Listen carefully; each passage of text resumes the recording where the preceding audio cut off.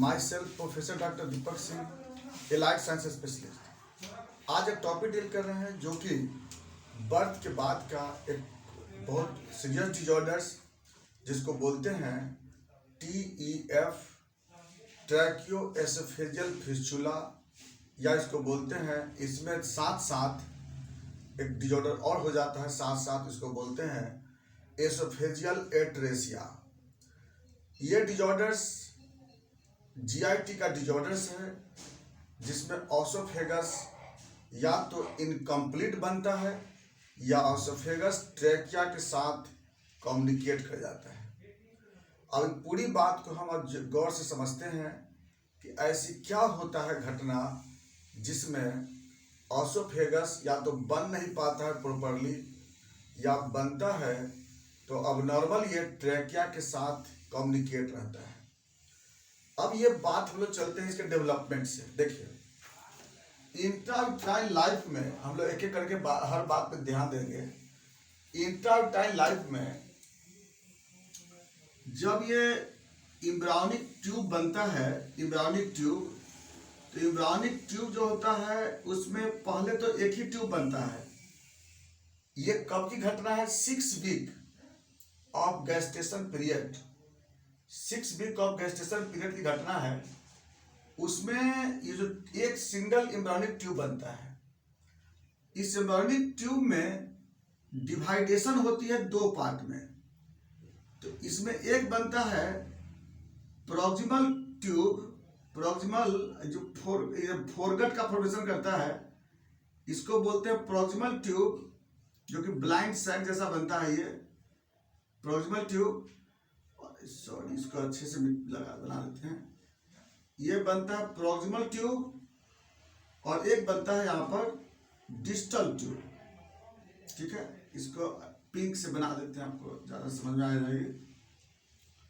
ये embryonic tube जो होती है ना, इसी इम्ब्रायोनिक ट्यूब से डिवाइडेशन होकर के एक बनता है प्रॉक्सिमल ट्यूब और एक बनता है डिस्टल ट्यूब बनता है। और यही इम्ब्रायोनिक ट्यूब बनता है ऐसे। ये 6ठे वीक की घटना है। 8वें वीक होते होते यहाँ पर जो डिस्टल ट्यूब है, इससे एक कैनाल माने ऑर्गन बनता है जिसको हम कहेंगे स्टमक बोलेंगे। ठीक है, लेकिन ये दोनों आपस में जुड़ा हुआ नहीं होता है, ये दोनों अलग अलग रहता है। तो ऊपर वाला को बोलते हैं प्रॉक्सिमल ट्यूब और नीचे वाला को बोलते हैं डिस्टल ट्यूब कहते हैं। ठीक है, दोनों जुड़ा नहीं, दोनों अलग रहता है। जैसे ही 8वां वीक समाप्त मान एंड पे जाता है, उसी समय एमनियोटिक फ्लूइड बनने लगता है। अब ये एमनियोटिक फ्लूइड क्या करता है कि जैसे एमनियोटिक फ्लूइड बनता है उसी समय उस माउथ का भी, ओरल कैविटी का भी एक फॉर्मेशन हो जाता है। तो एमनियोटिक फ्लूइड ओरल कैविटी में इंटर करने लगता है। तो एमनियोटिक फ्लूइड के प्रेशर के कारण ये जो प्रॉक्सिमल ट्यूब होता है ये धीरे धीरे क्या होगा, डेवलप करता है, और प्रेशर के कारण धीरे इलोंगेट करेगा और ये आपस में आकर के इसके साथ फ्यूज कर जाता है। तो प्रॉक्सिमल ट्यूब डिस्टल ट्यूब के साथ फ्यूज करके एक कैनाल बन जाता है। यह ऑसोफेगस बनता है। ये कब बनता है? 10वें वीक होते होते ये जो कैनाल होता है, ऑसोफेगस का कैनाल, ये डेवलप हो चुका होता है। ये एक बहुत इंपॉर्टेंट एक ऑर्गन्स है जो डाइजेस्टिव सिस्टम्स का, ये अपर पार्ट हो गया। इस तरह से क्या होता है, ये जो ऑसोफेगस है ये बन चुका होता है और यहाँ तक में कोई दिक्कत नहीं होती है। लेकिन इस बीमारी में क्या होता है, या तो ये जो कैनाल है वो डेवलप नहीं होता है, और अगर डेवलप करता भी है सपोज दैट, तो हो सकता है कि ये इसके साथ फ्यूज कर जाता है। क्योंकि जो ये ब्लैक वाला जो बना है ये ट्रैकिया है। ट्रैकिया किसको बोलते हैं? जो कि रेस्पिरेटरी पैसेज कहते हैं, और ऑसोफेगस जिसको फूड पाइप कहते हैं। तो दोनों होता है एक दूसरे से कंबाइंड कर सकता है। ये कैसा इसका फॉर्म होता है आगे देख लेते हैं इसके बारे में। सबसे पहले हम इसका देख लेते हैं कितने तरह का होता है ये ट्रैकियोएसोफेजियल फिस्चुला। एंड एट्रेसिया के साथ साथ देखिए हम लोग टोटल 5 वेराइटीज का होता है। ये टोटल 5 वेराइटी। देखिए सबसे पहले जो हम ये वाला जो फोटो बना रहे हैं यह वाला, ये एक नॉर्मल ट्रेकिया है। ये नॉर्मल ट्रेकिया है। इसके ऊपर में एपिग्लॉटिस होती है, ये एंटीरियर पार्ट होती है, और आगे चल करके डिवाइड करता है क्या चीज में, ब्रोंकस में, है ना। ये आगे चल करके ब्रोंकस में डिवाइड कर जाता है आगे, जिसका स्ट्रक्चर यहाँ नहीं बना रहे हैं, हमको समझना नहीं उधर में। अब दूसरा क्या होता है यहाँ पर, ये हो गया आपका एसोफेगस। यहाँ पे एसोफेगस होती है, जो हम बना रहे पिंक वाला एसोफेगस है। एसोफेगस में जो लोअर पार्ट होता है वो उस क्या बनाता है, स्टमक, और यहाँ पर होता है एक स्फिंक्टर, इसको बोलते हैं lower oesophageal sphincter, lower oesophageal sphincter, और ऊपर में यहाँ पे होता है अपर एसोफेजल स्फिंक्टर। तो ये वाला हो गया एसोफेगस, ये नॉर्मल स्ट्रक्चर है, ये ट्रेकिया। अब बात करते हैं हम लोग इसके डिजीज में कि क्या क्या होता है। देखिए सबसे पहला जो पेशेंट होता है उसमें क्या होता है, ये रहेगा ट्रेकिया, ये ट्रेकिया है, ये एपिग्लॉटिस है ऊपर में, है ना, और यहां पर प्रोक्सिमल एंड इसका ऐसे एक ब्लाइंड पॉच जैसा बन जाता है, और डिस्टल एंड जो होती है, डिस्टल एंड जो कि स्टमक का फॉर्मेशन करेगा। देखिए ये जो कंडीशन कहलाता है, ये एसोफेगस जो होता है इसके साथ फ्यूज नहीं करता है, इसको बोलते हैं टाइप 1 कहते हैं, इसको बोलते हैं टाइप 1। ये है टाइप 1। टाइप 1 जो होता है इसमें क्या होता है कि ये ना ऊपर का एंड नीचे का एंड दोनों एक दूसरे का, दोनों क्या हो गया, एट्रेसिया हो गया, प्रोक्सिमल भी और डिस्टल भी, दोनों आपस में जुड़ता नहीं है, ट्रेकिया के साथ अलग रहता है। दूसरा नंबर पे जो आता है ये है आपका ट्रेकिया। इस सेकंड जो टाइप बी में क्या होता है, सेकंड टाइप में जो प्रोक्सिमल एंड जो होता है इसका, प्रोक्सिमल जो पार्ट होता है ये इसके साथ फ्यूज रहता है, और जो डिस्टल वाला जो होता है, डिस्टल वाला एट्रेसिया होता है। तो सेकंड वाला क्या हो गया, सेकंड वाला ये हो गया कौन सा टाइप, इसको बोलते हैं टाइप सेकंड, यानी कि दूसरा नंबर का टाइप हो गया। टाइप 2 या बी कहते हैं इसको, टाइप बी भी कहते हैं, ऐसे लिख देंगे इसको लोग, टाइप 2 या इसको बोलते हैं बी। तो टाइप बी में क्या हो गया, ऊपर में कम्युनिकेशन है, प्रोक्सिमल फिस्टुला और डिस्टल एट्रेसिया। फर्स्ट में क्या था, पहला proximal atresia, distal atresia, second में क्या है, प्रोक्सिमल फिस्टुला, डिस्टल एट्रेसिया। अब बात करते हैं थर्ड नंबर पे।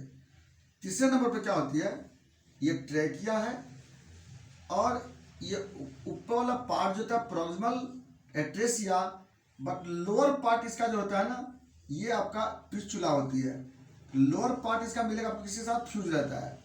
तो थर्ड पार्ट ये होता है, देखिएगा थर्ड जो होती है जिसमें प्रोक्सिमल एट्रेसिया, डिस्टल फिस्टुला, ठीक है।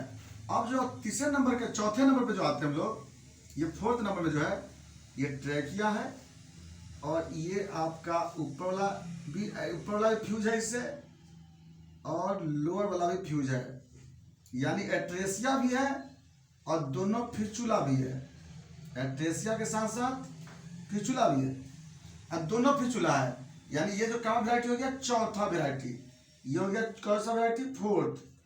और एक वेराइटी और चलते हैं हम लोग, जो पांचवा वेराइटी जो होता है ये ट्रेकिया है, और ट्रेकिया के साथ जो एसोफेगस है, ये एसोफेगस भी डेवलप तो होता है, लेकिन ये बीच से कम्युनिकेट रहता है ये, और यहाँ पे आपका ये स्टमक बन जाता है। यहाँ पे देखिए ये हो गया कौन सा वेराइटी, इसको बोलते हैं चौथा, इसको बोलते हैं लोग पांचवा वेराइटी।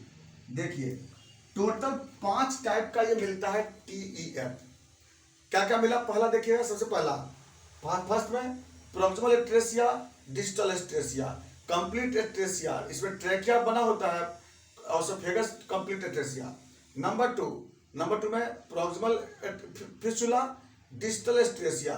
नंबर 3 प्रोक्सिमल एट्रेसिया और डिस्टल फिस्चुला, ठीक है। नंबर 4 में both fistula, proximal fistula, distal fistula, but atresia मतलब जुड़ा हुआ नहीं होता है। और नंबर 5 में क्या होता है कि कंप्लीट डेवलप होता है ट्रैकिया भी एसोफेगस भी, लेकिन बीच से कम्युनिकेट होती है, उसको क्या बोलते हैं, एच टाइप फिस्चुला बोलते हैं, यानी बीच से जुड़ा होता है।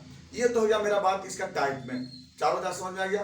अब बात करते हैं हम लोग इसके इटियोलॉजी पे, कौन कौन से कारण होते हैं। देखिए, कंजेनाइटल कारण है, मदर को रेडिएशन एक्सपोज करता है तब, इन्फेक्शन होता है तब, इम्यूनिटी फ्लूइड का अमाउंट अगर डिक्रीज कर जाता है या बढ़ जाता है तब। जैसे पहला नंबर घटने पे होती है, अब बाकी सब जो होता है बढ़ जाने पे होता है, याद रखना है। फर्स्ट नंबर इम्यूनिटी फ्लूइड घट जाने पर, और बाकी जो होता है इम्यूनिटी फ्लूइड के बढ़ जाने पर। नंबर 3 इन्फेक्शन जो होता है इसके कारण भी होती है, डाइट के कारण, कोई डाइट से folic acid deficiency, vitamin deficiency, कुछ ड्रग्स की वजह से भी ऐसा कंडीशन हो सकता है। तो ये आपको मिल गया। अच्छा, कभी कभी जो होता है बहुत रेयर में होता है क्रोमोसोमल डिसऑर्डर, लेकिन जेनेटिक डिजीज नहीं है, याद रखना है, ये जेनेटिक डिजीज में नहीं आता है। अगला जो कंडीशन आता है सिम्टम, क्या क्या सिम्टम मिलता है इसमें। देखिए, सबसे पहला बात है 3 सी याद रखना होगा। कौन कौन सी याद रखना होगा 3C में, तो बात समझ गया, इसको मिटा रहे आपको। 3C, पहला सी कफ, दूसरा सी कफ, सेकंड सी चौक, और तीसरा सी साइनोसिस। देखिए, जब भी बच्चा दूध पीता है या ऐसा कंडीशन, तो पहले क्या होगा, कफिंग होगा, दूसरा क्या होगा, चौकिंग होगा, और तीसरा क्या होता है, साइनोसिस होता है, और तीसरा में क्राइनिस भी डिस्टर्ब हो जाती है इसको। इसके बाद बच्चा जो होता है रेस्टलेसनेस भी रह सकता है, डिस्कम्फर्ट होता है, सांस लेने में दिक्कत होती है, डिजनिया होता है इसको, जो कुछ देंगे बाद में तुरंत क्या हो जाएगा, रिफ्लक्स हो जाएगी। जो भी हम लोग माउथ को देंगे उसको फूड मिल्क और रिफ्लक्स हो जाएगी। ये इसमें पेशेंट में मिलता है बच्चों में। तो 3C याद रखना, कफ, चौक एंड साइनोसिस। अब बात करते हैं इसके कॉम्प्लिकेशन पे। कॉम्प्लिकेशन क्या होगा, निमोनिया इसको बार बार अटैक करेगा बच्चों को, है ना, रेस्पिरेटरी डिस्टर्ब होगी, डिजनिया होगा, सांस लेने बनेगा, और प्लस हेल्थ लॉस होगा, इसका वेट लॉस होगा, स्टार्वेशन कंडीशन होगी बच्चों में, माल न्यूट्रिशन का कंडीशन होगा, जो अब्डोमेन होगा क्या होगा, डिस्टेंशन। अब्डोमेन डिस्टेंशन किसमें होती है, बाकी सब में होगा डिस्टेंशन, माने कि दूसरा नंबर को छोड़ के 3, 4, 3, 4, 5 सभी में क्या होगा, अब्डोमेन डिस्टेंशन होती है। क्यों डिस्टेंशन होती है, कि हवा अंदर में चला जाता है, तो ये कंडीशन डेवलप करता है इसमें। तो ये सब आपको कॉम्प्लिकेशन में मिलता है। नेक्स्ट आते हैं इन्वेस्टिगेशन। इसके लिए क्या कराते हैं हम लोग, अल्ट्रासोनोग्राफी कराते हैं चेस्ट का, CT स्कैन कराते हैं चेस्ट का, और इंडोस्कोपी कराते हैं। इसमें हमें क्या होता है, पता चल जाएगा कि कहाँ पे एट्रेसिया है, कहाँ फिस्टुला है, ये पता चल जाता है। नेक्स्ट जो कारण आता है इसमें ट्रीटमेंट के बारे में, कैसे इसका पता लगाते हैं, ट्रीटमेंट क्या करते हैं। देखिए, सबसे पहला क्या करते हैं इसको हम लोग, कि अगर जो 5वां नंबर पे NG ट्यूब लगा करके हम लोग क्या करते हैं, RT फीडिंग करा सकते हैं। नंबर 2 हम लोग IV फ्लूइड देते हैं इसमें, और IV में क्या होता है, 2 तरह का हम लोग पेरेंटल दे सकते हैं। एक देते हैं सेंट्रल लाइन की तरफ से, सेंट्रल लाइन की तरफ देते हैं हम लोग हाइपर कंसंट्रेशन डाइट देते हैं, फ्लूइड देते हैं, और जो वेन के सहारे आइसोटोनिक सोल्यूशन देते हैं। ये हम लोग आगे मैनेजमेंट में, तो जरूरत के हिसाब से इसको क्या करते हैं, जैसा हमें जरूरत पड़ता है फ्लूइड देने का, उस तरह से फ्लूइड देते हैं। बाकी क्या करते हैं हम लोग, अगर वेंटिलेशन हम लोग देते हैं, कब देते हैं वेंटिलेशन, जरूरत के हिसाब से हम लोग वेंटिलेशन भी यूज करते हैं। अगला करते हैं गैस्ट्रोस्टोमी। गैस्ट्रोस्टोमी क्यों करते हैं, एयर को निकालने के लिए और गैस्ट्रिक फ्लूइड को रिमूव करने के लिए, यहाँ पे गैस्ट्रोस्टोमी करते हैं। अगला जो क्या करते हैं हम लोग, ट्रैकियोप्लास्टी करते हैं, या फिर ऑसोफेजियोप्लास्टी करते हैं। इससे हम लोग क्या करते हैं, हम लोग ऑपरेशन करके उसको हम लोग फिर नॉर्मल करते हैं। दोनों जो अट्रेसिया जो होती है उसको एनास्टोमोस कर देते हैं, दोनों एसोफेगस को एनास्टोमोसिस करके इसको ट्रीटमेंट करते हैं। ये था आपको TEF, ट्रैकोएसोफेजियल फिस्टुला, और इसको बोलते हैं एसोफेजियल एस्टेसिया। बाकी बातें चलेंगे हम लोग नेक्स्ट वीडियो में। थैंक्स।